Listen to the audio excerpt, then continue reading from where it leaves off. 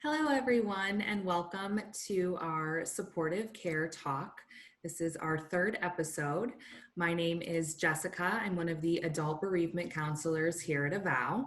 And hello, my name is Nancy, and welcome to our third support talk group. And I'm also a bereavement counselor here at Avow.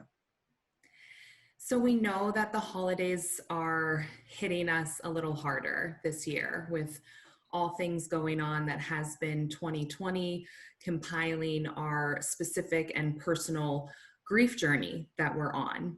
So, we wanted to address New Year's. We wanted to maybe reframe how we're approaching this New Year season and everything that comes along with these New Year's resolutions that we tend to focus on. It's certainly important that we are still taking care of ourselves, and that also means taking care of our grief. So I thought it would be nice to shift around these New Year's resolutions and make them resolutions for our grief. Okay, so I have some suggestions. Of course, with our grief, there are no rules. So you hear something you like, try it. You hear something that you partially like and think you can try, please do. If you hear something that creates new ideas in you for your grief and what you're needing as far as your self-care this year, please do that. And feel free to share your ideas with us as well. So first and foremost, an excellent New Year's resolution for our grief can be to not place time limits on it. I know you hear this a lot, especially if you're a part of our bereavement groups, but there is no time frame here.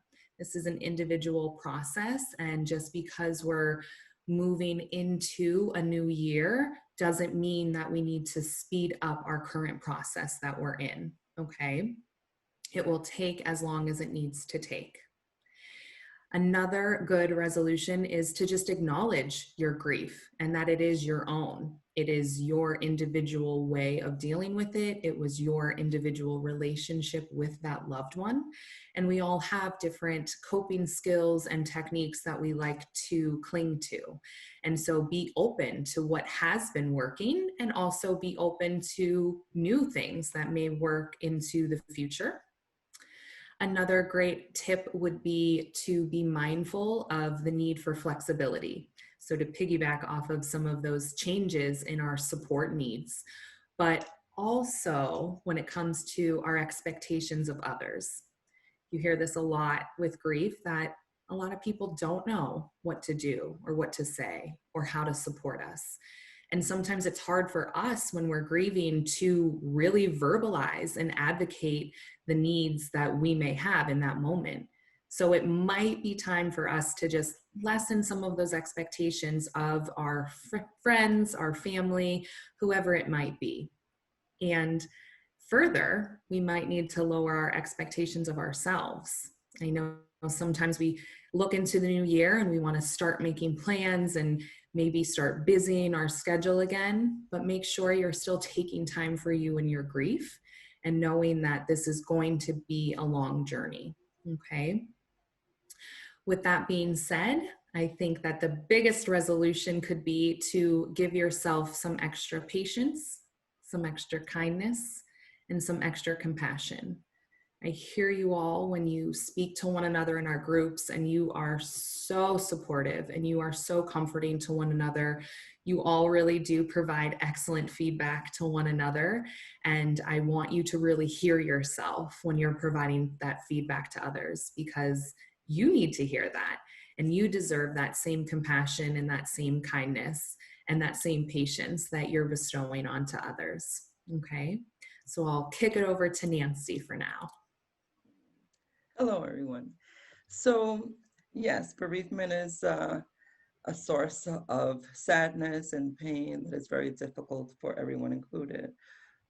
For kids, it's usually even more difficult because kids just don't really acknowledge their feelings as much, or they don't talk as much. They spend their time maybe playing video games, and so they kind of shut themselves away a little bit. So I encourage the parents to really motivate them and encourage them and find ways to help them through this grieving process. And also not only grieving for someone that you lost, but the pandemic had a lot to do with isolating the kids and not being able to see their friends and not go to school and maybe sitting in front of the television and eating too many snacks and drinking too many sugary drinks. So for the new year, it's tough for adults to make New Year's resolutions because, as you all know, sometimes we don't keep them. So with kids, we have to really make that extra motivation and encouragement for them. And a few of the things that I found to help them not only mentally but also physically is to help them to maybe do yoga with the mom. It'll help to soothe the mind. The fathers can also do yoga with their sons.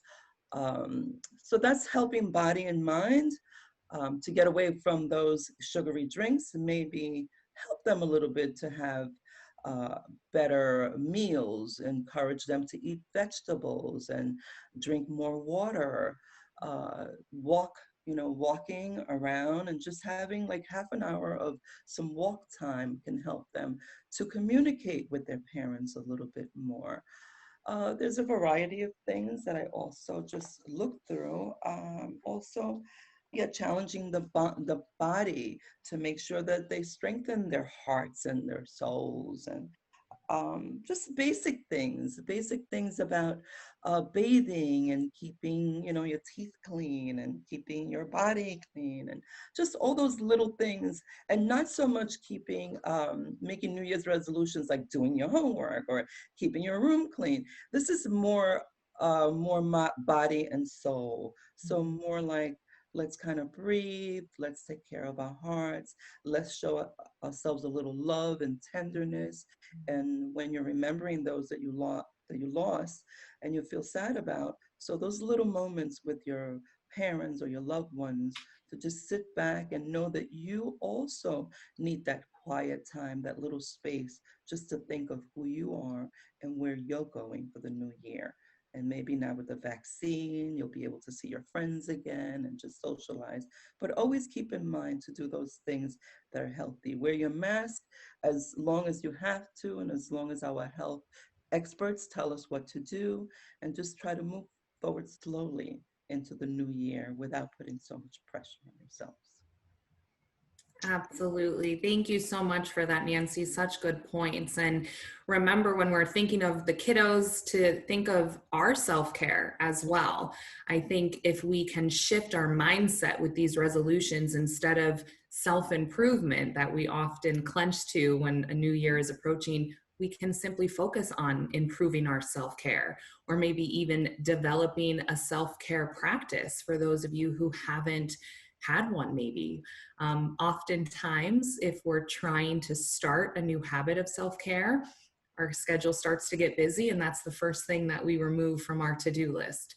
So Right. instead, if you are still a paper and pen kind of scheduler, mark self care down into that calendar that you have, put it in your phone, make it a point to take care of you. And it can be just getting outside, like Nancy said, taking walks, taking some deep breaths.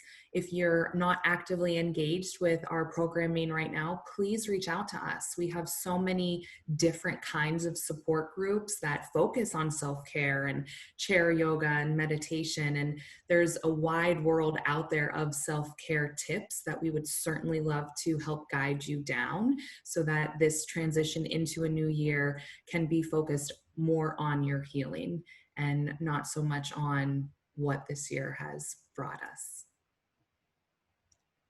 Absolutely.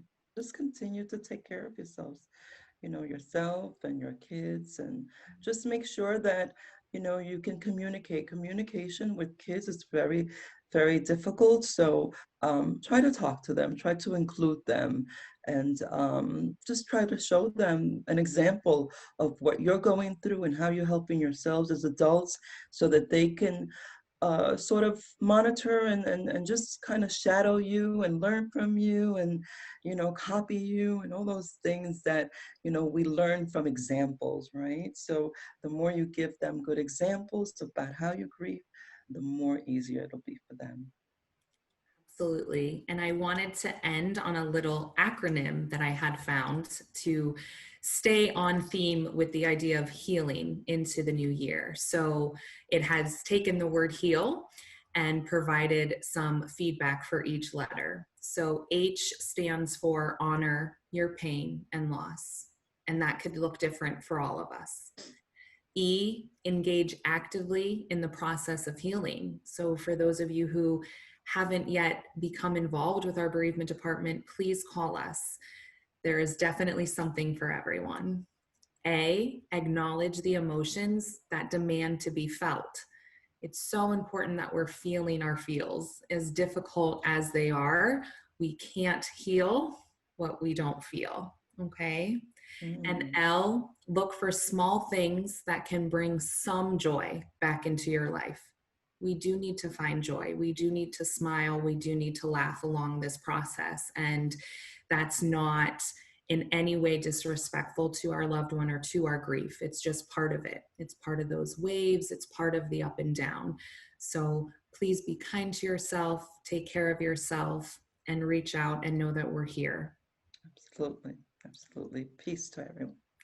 Thank you.